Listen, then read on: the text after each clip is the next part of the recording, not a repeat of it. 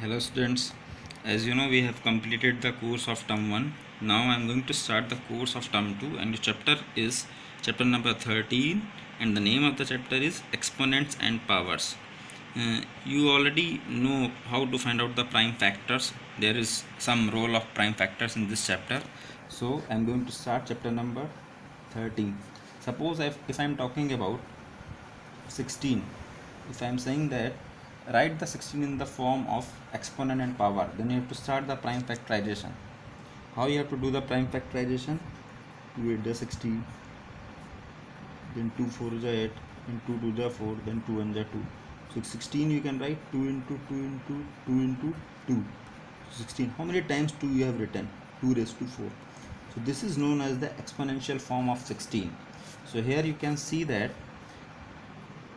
2 is known as the base and 4 is known as the exponent.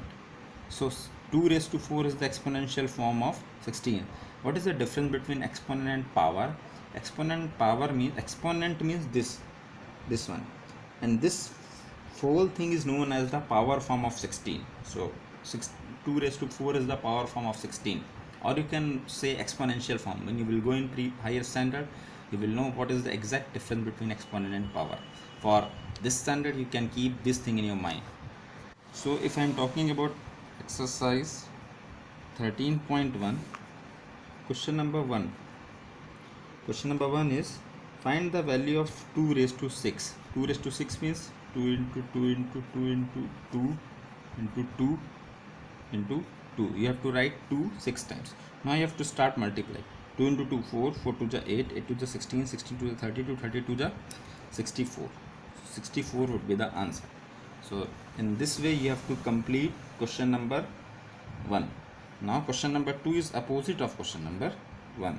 They have written 6 into 6 into 6 into 6. Now they are asking write the exponential form. So exponential form, how you will write?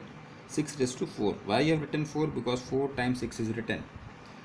If I am talking about second question is t into t. So you can write t raised to 2. Why? Because there are 2 times t is written. If I am talking about fifth question is 2 into 2 into a into a. So 2 into 2 you can write 2 raised to 2. A into a you can write a raised to 2. So this will be the answer. So like in this way you have to complete question number 1 and question number 2. Thank you. Have a nice day.